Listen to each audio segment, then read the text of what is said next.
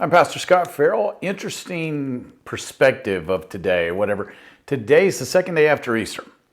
Last week, I kept going through social media. I can do Instagram, Facebook, some of the other ones.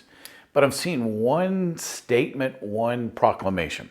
Sunday's coming. And I even saw people writing that to me this week. It's like, all right, I wasn't always a believer. I used to work for the other team. And I'm like, what's that mean? What's Sunday coming?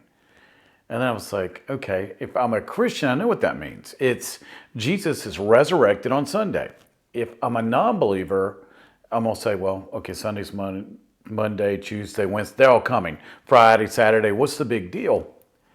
So I want to address that right now. It made me laugh because I remember being that guy going, really? What's up with Sunday? Yeah, I get brunch on Sunday. I get to sleep in. I get the paper. When I was a kid, it was the funny papers. Sunday's coming.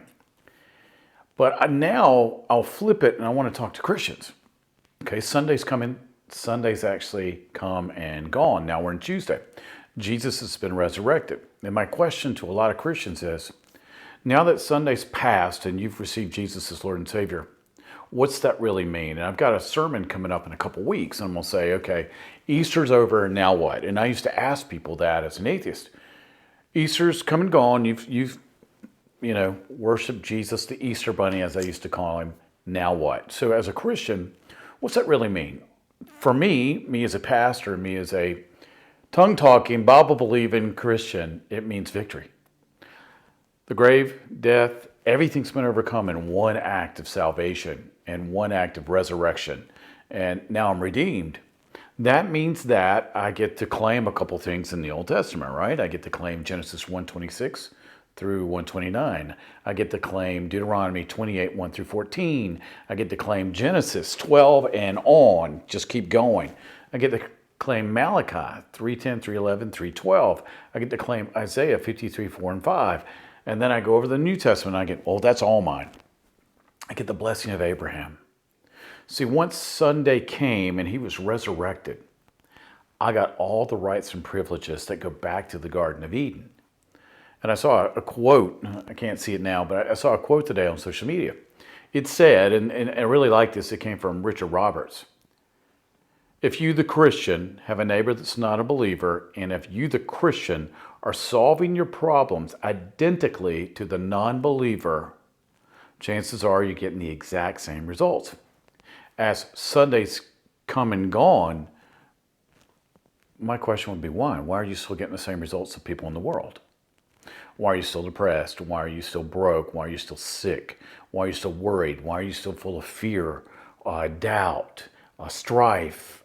You name it. I've got a whole list of stuff. I took the time one time, I just took out a legal pad and I wrote out all the things that were handled at the cross. And I was like, all right, if I got any of these have already been handled. They got to go. You got to go. Lucifer, you got to go. So my question is, now that Sunday has come and gone, and we can't say Sunday's coming anymore, what's that really mean in your life? I know we have John 3:16, we have Romans 10, and I can keep throwing out verses there, but they all come back to we receive Jesus as Lord and Savior. Now that we've had the blessing, we've been redeemed, we've been covered by the blood, and we have sonship. What's that really mean? Has the natural and the supernatural come together in your life? Because it's like I'm in an Adidas sweatsuit. One of the members of our church calls me Rev Run. Okay, everybody laughs, but when you're my size, Adidas is the only thing that fits, and this is a 2, almost 3X that I wear, so fairly large guy. But we laugh about it, but we know what Adidas means. I'm going to wear it because I'm bigger, and I'm only 10 pounds, so to speak, overweight. So it's genetics. My new genetics through Christ are also genetics, and it's supernatural. But am I living my daily life in a supernatural way? Just something to think about. If you have any questions, go to encounterchrist.org. That's our website. If you have any personal questions about me, you can go to my website. It's scotferrell.com, SCOTFERRELL.com. Just want to jump on, pose a question. The way I used to teach, I used to be a high school teacher. I liked questions to kids and let the kids answer back. And it's amazing what you learn in that exchange. So if you have any questions, drop me an email, encounterchrist.org. If not, I'll see you next time.